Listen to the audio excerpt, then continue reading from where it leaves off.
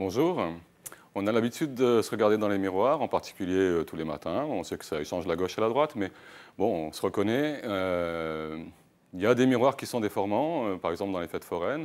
On sait qu'on peut être un petit peu plus grand que normal ou un petit peu plus gros. Et finalement, ça déforme, mais on se reconnaît un peu quand même. De temps en temps, on peut tomber sur des miroirs qui posent un petit problème quand même. Par exemple, ici, j'essayais de me regarder dans le miroir et puis je constate que certains points apparaissent plusieurs fois, certains points disparaissent. C'est-à-dire que mon image, j'ai un petit peu du mal à me reconnaître vraiment dans cette image. Certains points ont disparu, c'est-à-dire qu'ils n'ont pas d'image. Certains points apparaissent plusieurs fois. Ils ont plusieurs images. Et typiquement, on est dans une situation où c'est plus du tout une bijection entre la vraie vie et puis ce qu'on voit dans l'image. Et c'est typiquement le genre de problème qu'on va avoir dans la représentation de l'espace, quand on va vouloir représenter l'espace, représenter la vraie vie, parce qu'à chaque point ne va pas correspondre exactement à un point et inversement.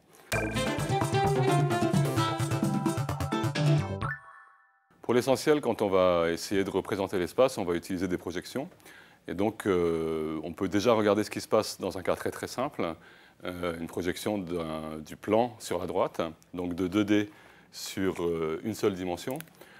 La droite, par exemple, ça, c'est une droite, on va admettre.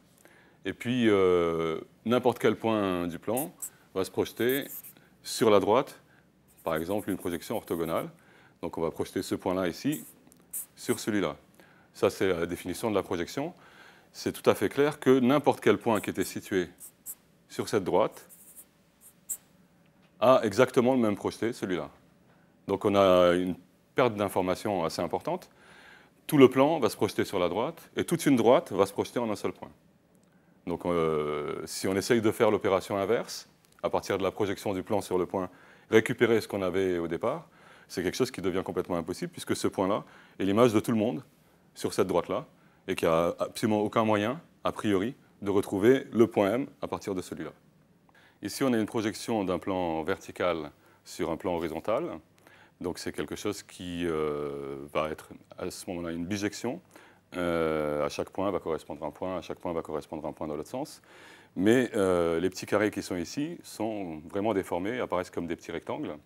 Donc on a une déformation qui est relativement importante et c'est quelque chose qui est utilisé au niveau des anamorphoses pour éventuellement cacher quelque chose dans un dessin ou dans le sens inverse pour essayer de rendre des choses visibles dans des situations particulières. Par exemple, si on imagine qu'on est un automobiliste dans sa voiture, situé dans un plan vertical, donc ça c'est censé être un automobiliste, si on lui présente quelque chose comme ça dont les roues sont très déformées, ce qu'il va voir, comme il le voit du plan vertical vers le plan horizontal, ce qu'il va voir c'est cette chose-là, disons. C'est-à-dire qu'il aura l'impression de voir les roues du vélo dans la bonne dimension. Et le message paraîtra peut-être plus rapidement pour lui que si on avait fait le vrai dessin et qu'il fallait qu'il le décrypte. Les anamorphoses, c'est donc de 2 dimensions dans 2 dimensions, avec des formations, disons, qui peuvent poser un problème quand on est en train de faire une carte de géographie, puisque, par exemple, pour la surface de la Terre, réussir à l'appliquer correctement sur le plan, ça ne marche pas. Ça peut être aussi un moyen de cacher des éléments dans un tableau, dans un dessin quelconque. Par exemple, en utilisant des cylindres. Alors des cylindres, on peut en trouver, c'est un tuyau d'aspirateur, une boîte de conserve, ça peut être une casserole ou ça c'est une espèce de filtre. Disons qu'ici on a un quadrillage un peu spécial qui est circulaire. Et quand on va placer le cylindre verticalement qui réfléchit, le quadrillage va apparaître comme un quadrillage à peu près normal sur la boîte. Alors ça dépend à quel endroit on le place, mais disons que on a l'impression d'avoir quelque chose de non déformé sur le cylindre. Alors ça, c'est quelque chose qu'on peut utiliser pour cacher des éléments. Ici, on ne voit pas trop bien quel est le dessin. Si on place correctement la boîte de conserve, on va récupérer une image à peu près visible, de la même façon ici. Et on pourrait faire la même chose sur au lieu de le faire avec des cylindres, de le faire avec des cônes, par exemple, ou toute surface qu'on a envie de faire. À chaque fois, il faut trouver le bon quadrillage sur le plan pour réussir à faire apparaître les choses correctement sur le cône, ou sur le cylindre, ou sur la surface qu'on utilise. La projection peut quand même être une bijection, ça dépend de l'ensemble de départ, l'ensemble d'arrivée. On peut envoyer, avec une projection, on peut envoyer une surface sur une autre surface et faire en sorte que chaque point arrive sur un point et inversement. Ça veut dire que ça peut être bijectif, mais quand même, malgré tout, ça risque de déformer. Par exemple, ici, on a un dessin sur la pyramide ou sur le cône. On a un dessin, une photo, qu'on a un peu du mal à reconnaître. Si on utilise la projection vers l'objectif de la caméra ou vers l'écran de la télé, on a la possibilité d'écraser finalement l'image avec une projection et d'obtenir quelque chose qui maintenant est visible et reconnaissable. Donc inversement, à partir d'une image simple, normale, si on la projette sur une surface, on peut la rendre difficile à lire, disons, parce que ça a beau être une bijection, ça ne conserve pas les longueurs, ça ne conserve pas les angles, ce n'est pas quelque chose qu'on appelle une application conforme, et donc on a du mal à se reconnaître sur le résultat, en particulier pour les cartes de géographie.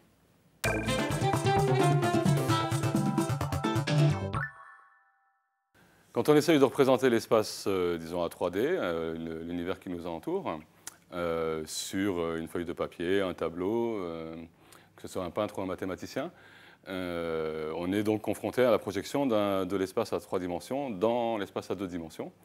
Et bon, on a l'impression que n'importe quel dessin qu'on va pouvoir faire va s'interpréter assez facilement comme quelque chose qui vient de la vraie vie en 3D.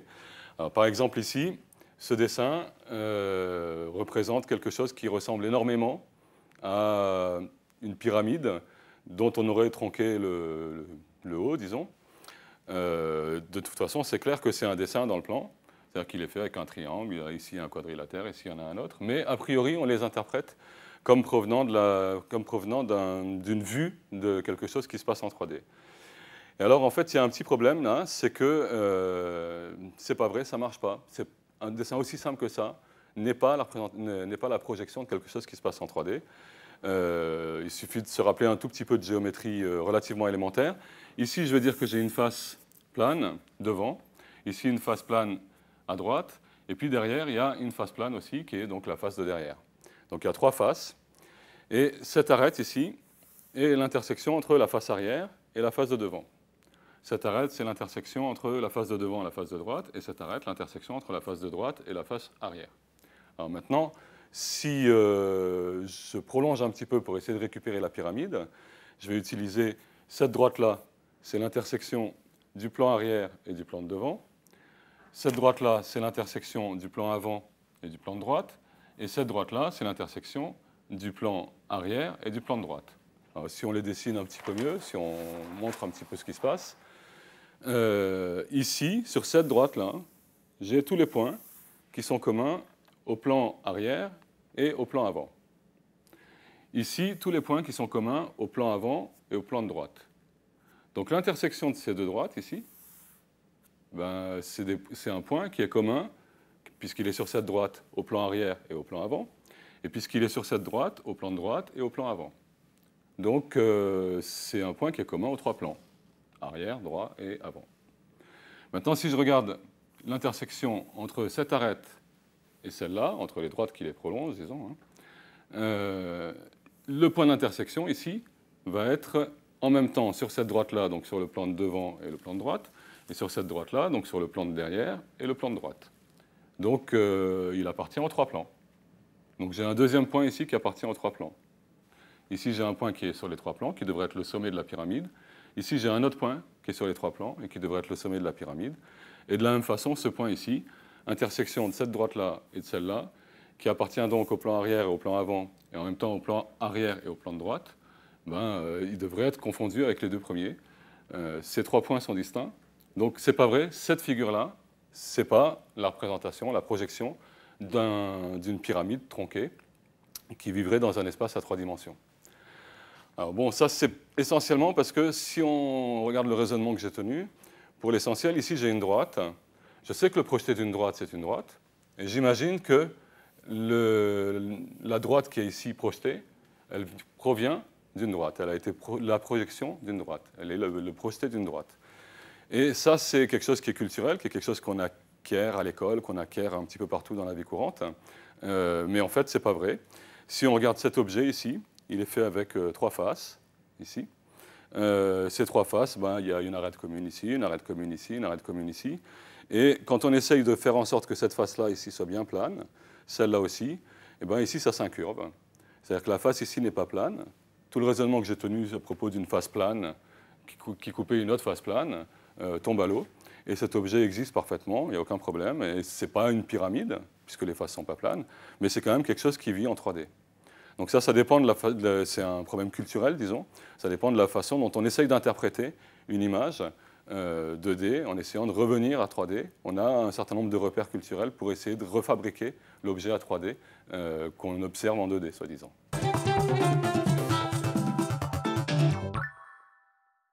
Une façon imaginée, disons, par les mathématiciens pour représenter l'espace donc, dans le plan, c'est ce qu'on appelle la perspective cavalière.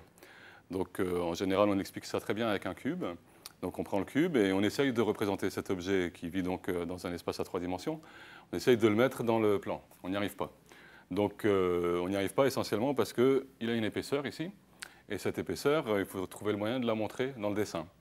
Donc, ce qu'on va faire, c'est qu'on va effectivement représenter le carré visible ici. On imagine que c'est un carré. Et la profondeur, on va utiliser une droite qui existe déjà à l'intérieur du plan, malheureusement, mais on va utiliser une droite ici qui fait un certain angle avec l'horizontale.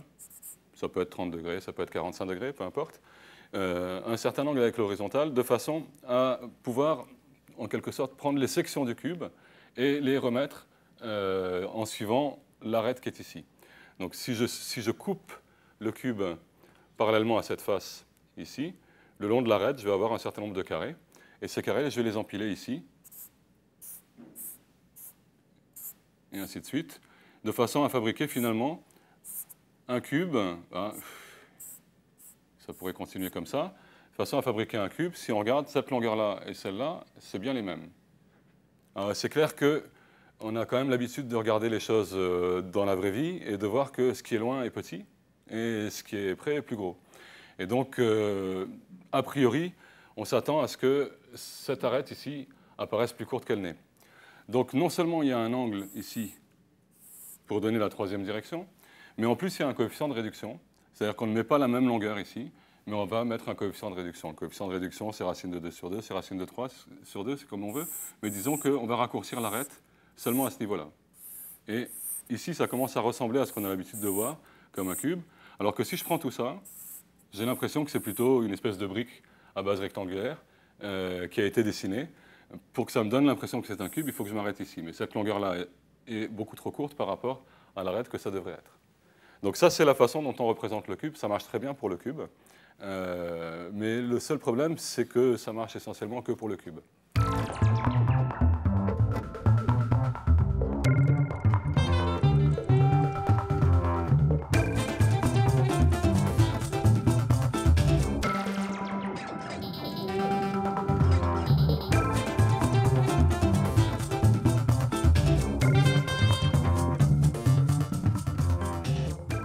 Si on prend une sphère, si la sphère en question, je procède de la même façon, je vais la présenter devant la feuille de papier et je vais la découper suivant la direction perpendiculaire à la feuille de papier et réinstaller les sections suivant la direction qui est censée représenter la perpendiculaire.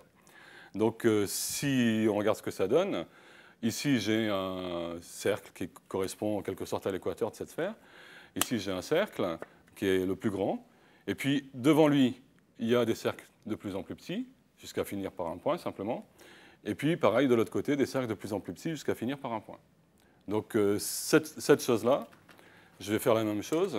Je vais dire, pour cet objet, je vais faire exactement la même chose. Je vais partir du cercle qui est dans le plan de la feuille, disons.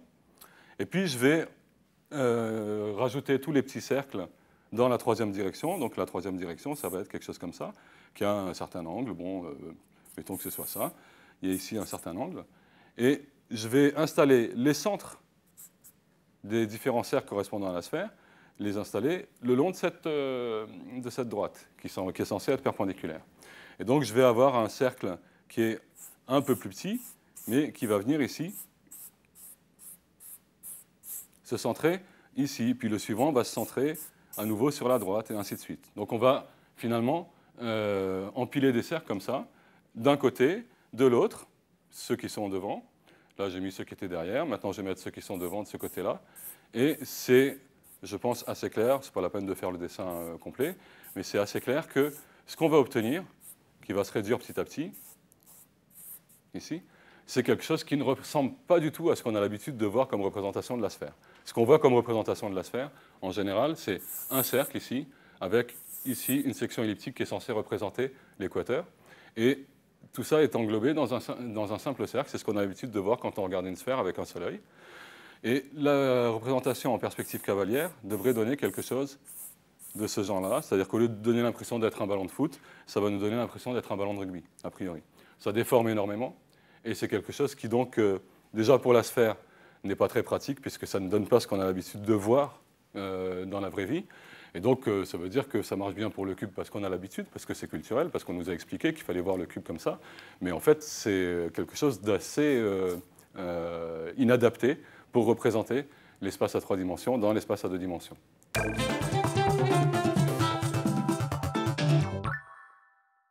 Même pour le cube, la perspective cavalière pose quand même toujours les problèmes d'interprétation qui sont liés à des questions culturelles, disons. Ici, on a le cube en perspective cavalière de façon filiforme. Quand on regarde cette vue, ben, on peut l'interpréter de plusieurs façons. La première façon, c'est de dire qu'ici, on a la face d'en haut, ici la face de droite, et ici la face de devant du cube, et que les autres devraient être cachés. Donc on est dans cette situation où je regarde la face d'en haut, la face de droite et la face de devant, ici, à partir de cette structure filiforme. Alors maintenant, si je regarde de ce côté-là, je peux aussi interpréter les choses en disant que ça, c'est la face d'en haut. Ici, on a la face de gauche. Et ici, on a la face de devant. C'est-à-dire qu'on l'a vu d'au-dessus maintenant. J'ai mon cube, je le regarde d'en haut, je vois la face de devant et la face de gauche, et je ne vois pas les autres qui sont masqués par le reste du cube. Alors, il y a une dernière possibilité, ce serait de décider qu'on dessine ça comme ça, et puis ça comme ça, puis après on se débrouille. Ça c'est un trait, il n'y a pas de problème, celui-là aussi. Celui-là, il est censé passer derrière. Et celui-là, il est censé passer derrière. Et là, ça donne quelque chose qui est carrément curieux et impossible, et qui est à la base d'un certain nombre de tromperies dans des dessins, dans des peintures, dans des gravures. En particulier, il y a un certain nombre de gravures d'Escher qui utilisent ce principe, disons. A priori, si ici, cette chose-là est marquée de cette façon-là, ça veut dire que ce point-là est en avant. Du coup, lui, il est au premier plan, ça reste au premier plan en suivant cette arête, et ça devrait rester au premier plan en suivant cette arête. C'est-à-dire qu'on devrait être dans cette situation-là. Ou bien, si c'est celui-là qui est en avant, ici, alors ça c'est au premier plan, ça c'est au premier plan, et ça c'est au premier plan, et on devrait être dans cette situation-là. Mais cette situation-là est impossible, et c'est avec ça qu'on peut faire des mouvements perpétuels, des choses comme ça, dans un certain nombre de gravures, en utilisant le fait que, a priori, localement, sur chaque petit bout, ici, ici, ici, ici, partout, sur chaque petit bout, on peut interpréter ça comme quelque chose qui vient de l'espace, à 3 dimensions, mais globalement, ça ne se recolle pas comme il faut. Ici, ça se recolle comme il faut, ici aussi, mais ici non. Et donc, ça donne des choses un petit peu absurdes, a priori.